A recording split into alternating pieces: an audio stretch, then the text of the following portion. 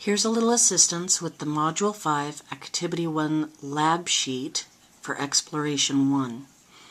It says that you need to define the following terms: bases, lateral faces, height, and volume.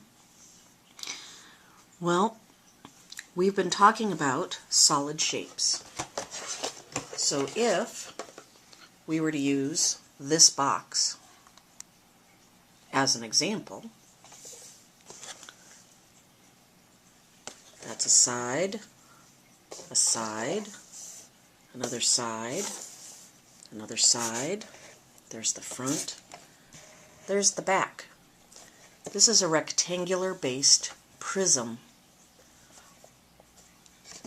I could tell you that it's now sitting on one of its bases. There's a picture of a base. Here's a picture of one of its lateral faces. This is a lateral face.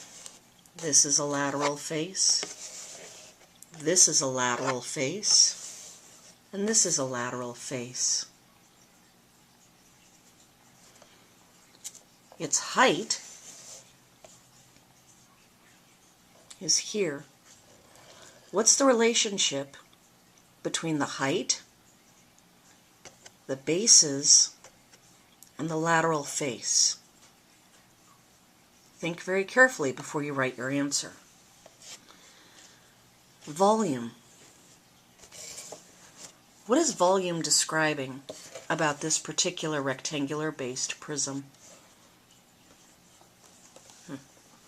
Okay. For number 5, you're supposed to compare and contrast a pyramid and a prism. Now, if you need to, you can look up at the two shapes that we have hanging on the side of the room. And there were two key features. That's why there's a part A and a part B. You need to compare one part between the pyramid and the prism and a second part between the pyramid and the prism. I'll give you a hint. The vocabulary you're looking for are in problems 1 through 4.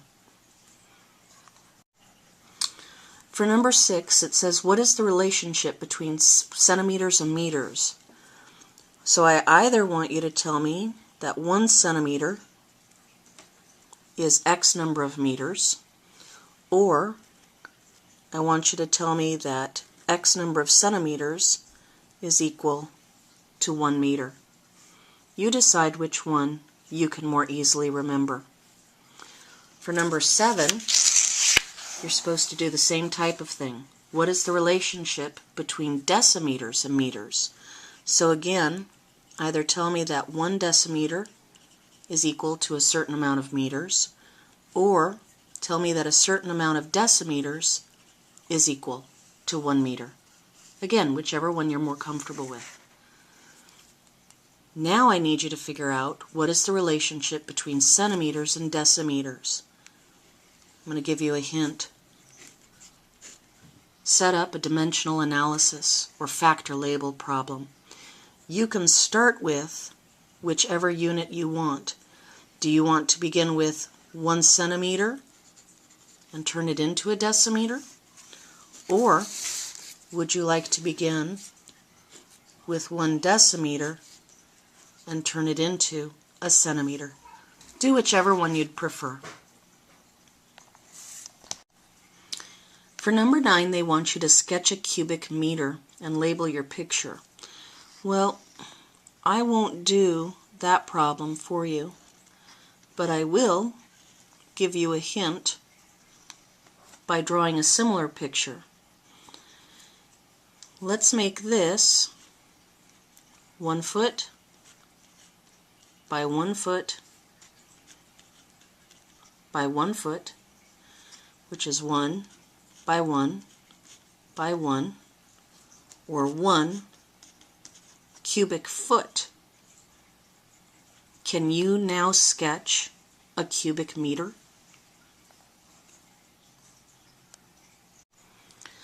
All right, number 10 wants you to use the picture you drew in number 9 and calculate the volume in each of the following units for that cubic meter.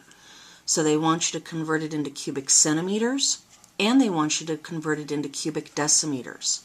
I'm going to give you the example where I'm going to take 1 cubic foot and I'm going to turn it into cubic inches.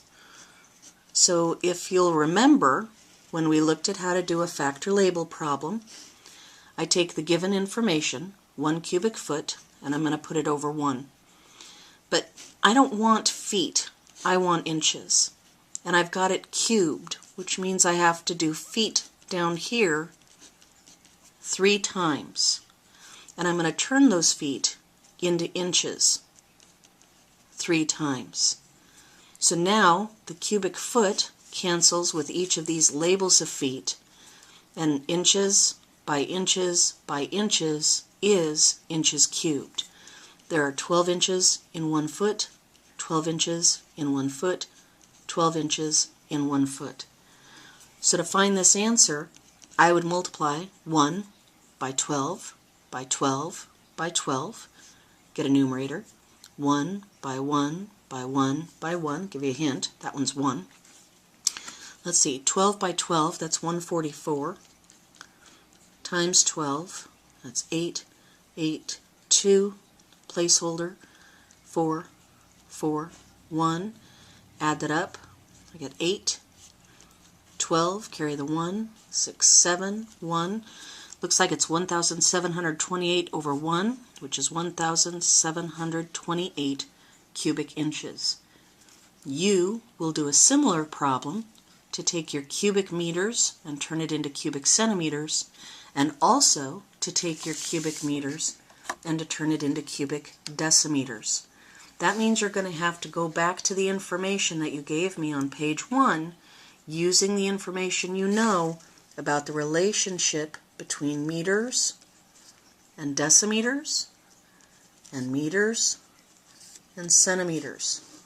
There was a reason why I asked you for that information on the front side of the worksheet. For number 11, is your cubic meter a prism or a pyramid? You may need to turn this paper over. Look at number 5, because it not only asks you which one it is, but it asks you why. You need to use the compare and contrast information from number 5 to give a complete answer to number 11. Number 12, how many bases does a prism have? Well, I'll give you a hint. You should have put this information for either part A or part B on number 5. How many lateral faces does a rectangular-based prism have? Interesting question. Well, if you'll recall, we used the box to the flip camera as our example of a rectangular-based prism. Okay, the sides that I'm showing you, remember, these are what we call the lateral faces. They're attached to the 2 bases. If this has a rectangular base, which this one does, the question is, how many lateral faces are there to this prism?